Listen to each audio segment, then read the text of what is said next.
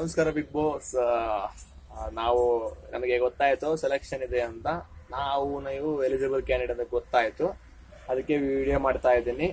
ನನ್ನ ಹೆಸರು ಮಲ್ಲನಗೌಡ ಅಂತ. ಆದ್ರೂ ಗೌಡ್ರಲ್ಲ ನಾವು, ಆದ್ರೂ ಅವ ಮೇಂಟೈನ್ ಮಾಡೋದಕ್ಕೆ ಮಾರ್ಕೆಟ್ ಅಲ್ಲಿ ಇಟ್ಕೊಂಡಿದ್ದೀನಿ. ಅಂಡ್ ನಾವು ಮೂರು ಬಂದು ಗಂಗಾವತಿ ತಾಲೂಕಿನ ತಿಮ್ಮಾಪುರನ ಗ್ರಾಮ ಅಂದ್ರೆ ದೊಡ್ಡದೇ ಅಲ್ಲ, ಗ್ರಾಮನೇ. ಅಂಡ್ ನಾನು ಇವಾಗ ಬೆಂಗಳೂರಲ್ಲಿ ಒಂದು ಕಾಸ್ಟ್ ಅಕೌಂಟೆಂಟ್ ಫರ್ಮ್ ಅಲ್ಲಿ ವರ್ಕ್ ಮಾಡ್ತಾ ಇದ್ದೀನಿ. ಕಾಸ್ಟ್ ಅಕೌಂಟೆಂಟ್ ಪಾಸ್ ಆಗಿಲ್ಲ, ಯಾಕಂದ್ರೆ ಇಂಗ್ಲಿಷ್ ಬೇಕಂತೆ, ಇಂಗ್ಲಿಷ್ ಬರಿಬೇಕಂತ ಚೆನ್ನಾಗಿ. ನಾವೆಲ್ಲ ಕನ್ನಡದ ಮಕ್ಕಳು, ಇಂಗ್ಲಿಷ್ ನಮ್ಗೆ ಹತ್ತಲ್ಲ. ಸೊ ಹಂಗೆ ವರ್ಕ್ ಮಾಡ್ಕೊಂಡು ಜೀವನ ಮಾಡ್ತಾ ಇದ್ದೀನಿ. ಅಂಡ್ ನಾನು ಏನಕ್ಕೆ ಬಿಗ್ ಬಾಸ್ಗೆ ಬರಲು ಬಯಸುತ್ತೀನಿ ಅಂದರೆ, 50 ಲಕ್ಷ ರೂಪಾಯಿ ಪ್ರೈಸ್ ಇಟ್ಟಿದ್ದಾರಲ್ಲ, ಅದನ್ನ ಎತ್ತಾಕೊಂಡು ಹೋಗ್ಬೇಕು ಬರ್ತಾ ಇದ್ದೀನಿ.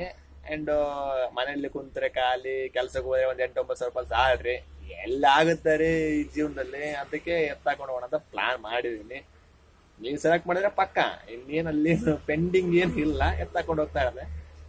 ಅಂಡ್ ತುಂಬಾ ಚೆನ್ನಾಗಿ ಕಾಮಿಡಿ ಮಾಡ್ತೇನೆ, ಮನೆಯಲ್ಲೆಲ್ಲ ತುಂಬಾ ಕಾಮಿಡಿ.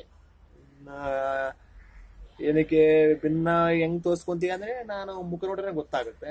ಯರಾಬಿರಿ ಕಾಮಿಡಿ. ಆಫೀಸಲ್ಲೆಲ್ಲ ಅವಾರ್ಡ್ಸ್ ಯರಾಬಿರಿ ಬಂದ್ಬಿಟ್ಟಿದಾವೆ, ಲೋಡ್ ತಗೊಂಡ್ಬಂದಿದ್ದೇನೆ.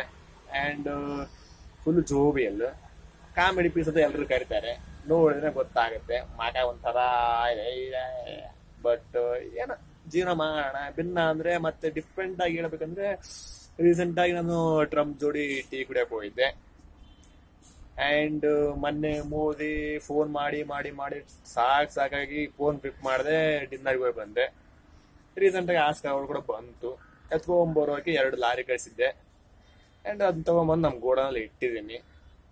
ಅಂಡ್ ನೀವು ಸೆಲೆಕ್ಟ್ ಮಾಡಿದ್ರೆ ಚೆನ್ನಾಗಿರುತ್ತೆ ಅಂತ ಅನ್ಕೊಂಡಿದ್ದೀನಿ. ಮತ್ತೆ ನಮಗೂ ಒಂದು ಹೆಸರು ಬಂದಂಗ ಆಗುತ್ತೆ.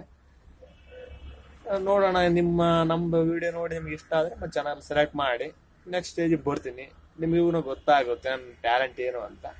ಒಳ್ಳೆ ಎಂಟರ್ಟೈನ್ಮೆಂಟ್ ಇರುತ್ತೆ ಜನರಿಗೆ, ಎಲ್ಲರನ್ನ ನಗಿಸ್ತಾನೆ, ಯಾರನ್ನೂ ಭೇದ ಮಾಡಲ್ಲ. ಚಿಕ್ಕ ಮಕ್ಕಳು, ಮುದಿಯರು, ಅಂಕಲ್, ಆಂಟೀಸ್, ಎಲ್ರು ಈಕ್ವಲ್ ಎಂಟರ್ಟೈನ್ಮೆಂಟ್ ಇರುತ್ತೆ. ನೋಡಿ, ಮತ್ತೆ ಇದ್ರ ಮೇಲೆ ನೋಡಿ ಒಂದು ಚಾನ್ಸ್ ಕೊಡಿ, ಹಾಕೊಂಡು ರುಬ್ಬೋಣ. ಓಕೆನಾ? Thank you.